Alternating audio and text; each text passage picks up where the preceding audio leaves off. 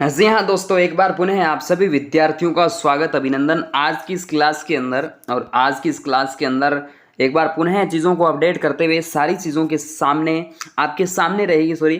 तो चीज़ों को अपडेट करते हुए आपके सामने जो पीडीएफ है, बहुत ही महत्वपूर्ण पीडीएफ आपके लिए आ चुकी है। आपके जो एग्ज़ाम है पशु परिचर का, उसके अंदर अच्छे से जनरल साइंस पूछी जाएगी। जनरल साइंस यानी लेवल आपका कहीं ना कहीं 10वीं के लेवल जैसा ही है। और वनरक्षक एग्जाम जैसे हुआ था उसी तरीके से जनरल साइंस आपसे पूछी जाएगी, क्योंकि उसमें भी ऐसा ही लिखा था। 10वीं लेवल की जो विज्ञान है उस पर इस वीडियो के अंदर जिक्र किया जाएगा। अच्छा रिस्पॉन्स पिछले 2-3 वीडियो के अंदर आपका रहा है। तो आज की इस वीडियो के अंदर हम एक बार पुनः चीज़ों को अपडेट करते हैं। उम्मीद है कि आप सभी विद्यार्थियों को याद हो रहा है जो मैं करवा रहा हूँ।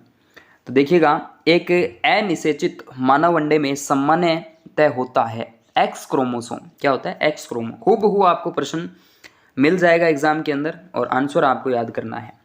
मानव शरीर का सामान्य जो तापमान होता है, टेम्परेचर, वो लगभग 36.9 डिग्री सेल्सियस होता है। इसके बाद देखिएगा, कोशिका का प्लांट, पावर प्लांट किसको कहा जाता है? कोशिका का जो पावर प्लांट होता है वो आपके माइटोकॉन्ड्रिया को कहा जाएगा। किसको? माइटोकॉन्ड्रिया को। इसके बाद देखिएगा, मानव में लिंग निर्धारण किसके द्वारा होता है? लिंग का निर्धारण यानी गुणसूत्रों के द्वारा होता है भी, क्रोमोसोम के माध्यम से। फिर देखिएगा, सूर्य की तेज रोशनी में चल रहा कोई व्यक्ति जब अंधेरे कमरे में प्रवेश करता है तो कुछ क्षण उसे स्पष्ट दिखाई नहीं देता है। अक्सर हमारे साथ भी होता है, लेकिन ऐसा होता क्यों है? कारण क्या है? रेटिना कुछ समय तक उज्जवल छवियों को बनाए रखता है और क्षणिक तौर पर असंवेदी हो जाता है। क्या हो जाता है अभी? असंवेदी हो जाता है। इसके बाद देखिएगा, स्तनपायी भ्रूण के उत्सर्जनीय उत्पाद किसके द्वारा बाहर फेंके जाते हैं? तो अपरा नहीं, प्लेसेंटा के माध्यम से। और मेन जो है, मुख्य रूप से जो शिशु होता है उसको भोजन जो है वो अपरा द्वारा यानी प्लेसेंटा के माध्यम से ही करवाया जाता है। इसके बाद जब आंख में धूल जाती है तो उसका कौन सा अंग सूज जाता है? कई बार ऐसा होता है भी, आंख जो है वो सूज जाती है, होता ही है, सूजन आ जाती है, गुलाबी भी हो जाती है, लाल भी हो जाती है कई बार। तो नेत्र श्लेष्मा, ठीक है। आंख का कौन सा भाग है जिसमें वर्णक होता है, जो किसी व्यक्ति की आंखों का रंग निश्चित करता है? तो रंजित पटल यानी कोराइड, रंजित पटल यानी कोराइड की बात यहां से कर ली जाएगी। आंख में वर्ण दर्शन यानी कलर विजन किसकी मौजूदगी से प्रभावित होता है? शंकु। किसकी मौजूदगी से? शंकु। इसके बाद में देखिएगा, एलोसोम होते हैं लिंग गुणसूत्र। क्या होते हैं? लिंग गुणसूत्र। इसके बाद देखिएगा, मानव चक्षु में एक विशेष रंजक होता है जो यह निर्धारित करता है कि किसी व्यक्ति की आंखें नीली या काली होगी, वह रंजक किस में पाया जाता है? परितारिका यानी आइरिस के अंदर।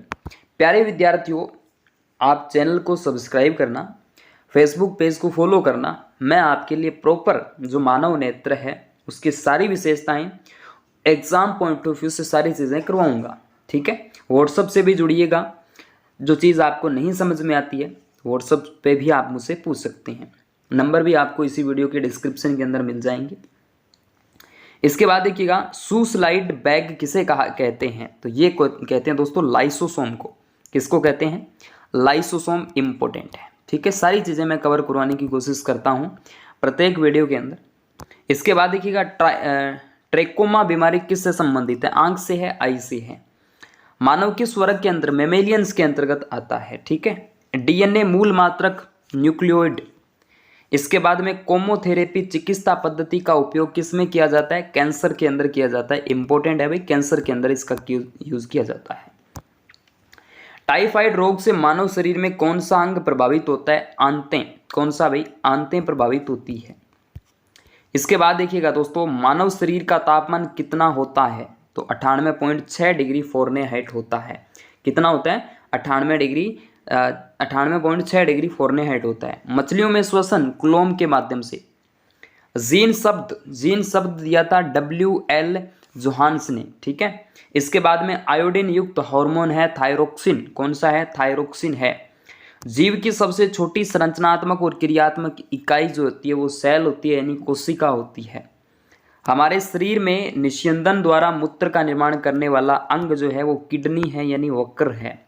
कौन है? किडनी यानी वक्र है। इसके बाद में गर्भस्थ यानी भ्रूण यानी शिशु का भरण पोषण किसके माध्यम से? अभी बता रहा था प्लेसेंटा यानी अपरा के माध्यम से होता है। केवल दूध का लगातार सेवन करते रहने से एनीमिया यानी रक्तहीनता, लोह की कमी के कारण जो रोग होता है वो होता है एनीमिया। अगर आप केवल दूध का सेवन करते हैं तो।